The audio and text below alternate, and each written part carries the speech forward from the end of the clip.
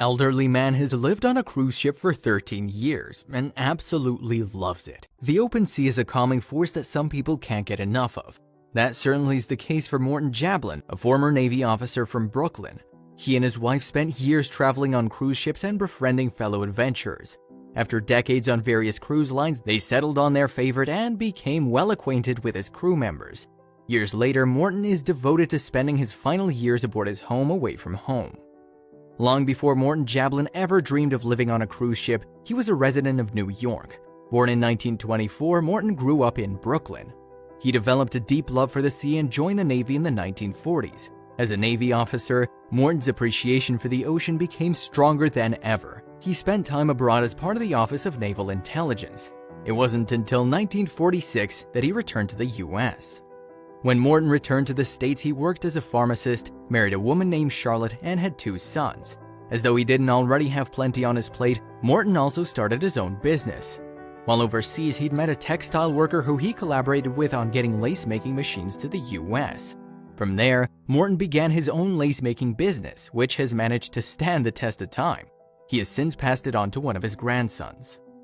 One of the things that Jablin and his wife bonded over was their mutual love of the sea. They'd travel to various places together, preferring cruises over any other mode of transportation since they could be on the open ocean. In the decades that the pair spent together, they traveled on dozens of cruises. They didn't stick with the same line as they loved to get different experiences and to compare and contrast what each company had to offer. Since Morton and Charlotte were such avid cruisers, they made tons of friends while abroad. They also got to know many crew members well. One crew member they'd become friends with eventually retired to work on a private yacht. When he did, he suggested that the couple try the Regent Seven Seas cruises. Charlotte and Morton took the man's advice, and it's a good thing they did. The couple loved the line so much that they stuck with it. Thanks to the advice of their crew member friend, Charlotte and Morton were able to spend several years on different Seven Seas cruises. For the first 5 years, they split their time between the Seven Seas Mariner and the Seven Seas Voyager. In the year 2000, the couple fell for the Seven Seas Navigator. The ship was the smallest of its kind, carrying only 500 passengers. They must have liked the intimacy because Morton and Charlotte ended up spending the next 5 years living on the ship. When Charlotte passed, Morton decided that the Seven Seas Navigator was his true home. He still has a condo in Florida to house his belongings and to use as his permanent address, but the cruise ship is where he spends his time. Morton told Forbes that he couldn't achieve this lifestyle anywhere else. He went on to explain, "The crew is overly gracious and kind to me. I can't think of enough good adjectives. They're unbelievable." Due to health restrictions that Morton has begun facing in his old age, he's limited in his excursions. He's lost most of his eyesight, so he can no longer participate in onshore explorations. Instead, he stays on the ship and takes comfort in having a familiar schedule. Having spent most of his life traveling alongside his beloved wife, Morton has seen just about everything already. It's no longer the land that he longs for, but the open seas. Up next, you may be surprised at Morton's unusual diet. Part of maintaining his safety and sanity is keeping a strict schedule. Every day, Morton takes his breakfast while in bed. He used to play games like Sudoku, but he's no longer able to manage that with his eyesight. Since he knows the ship like the back of his hand, Morton is able to get around quite well and spends 2 hours a day walking. He takes his lunch and dinner in the main dining room and enjoys the ship's musical entertainment. At Morton's age, he can do just about whatever he wants. Yet, he's experienced so many things in life that he knows that he likes to stick to what he knows. A prime example of this is his favorite meal, which he likes to eat twice a day. For both lunch and dinner, Morton prefers the Dover sole. It may seem over the top to eat that much fish every day, but the man knows what he likes and he's sticking to it. Morton always sits at the same table in the dining room, and it's always set up in the same way, so he doesn't have a problem finding the right spices and utensils. Given his loyalty to the luxury cruise line, they've done all they can to accommodate Morton as he ages. They increased the brightness in his room and installed hand railings. They even supplied Morton with a special shaving mirror so he can stay as well-groomed as ever. Though Morton isn't the captain of the ship, the crew makes him feel that special by referring to him as the captain. He certainly has an authoritative way about him given his experience on the ship and in the Navy. With all of his experience on the sea, he walks with ease on the cruise ship, exploring the shopping areas and throwback nightclubs. What Morton doesn't do is visit the casino, purely because he's never been much of a gambler. The two young boys that Morton raised with his wife Charlotte are now elderly men themselves. While Morton is in his 90s, his boys are in their 60s and have children and grandchildren. This means that Morton is a great-grandfather and has plenty of family to come pay him a visit. Since his family lives in Florida, they come on board to catch up with him whenever the ship docks in Miami. Though Morton sees his family regularly, he doesn't have that many people in his day-to-day life who he's close with. The crew members treat him wonderfully, and other passengers will swing by his table and strike up a conversation.